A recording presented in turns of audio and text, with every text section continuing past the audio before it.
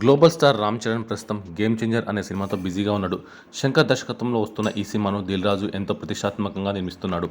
Political action thriller ఫిల్మ్గా రాబోతున్న ఈ చిత్రంలో కియారా అద్వానీ హీరోయిన్గా నడుస్తుంది. ఇక ఈ మూవీ నుంచి ఇప్పటి వరకు రిలీజ్ అయిన ప్రతి అప్డేట్ కూడా ప్రేక్షకులను ఎంతగానో ఆకట్టుకుంటున్న విషయం మనకు తెలిసిందే. అయితే ఈ సినిమాకు సంబంధించిన షూటింగ్ ప్రస్తుతం వైజాగ్లో జరుగుతోంది.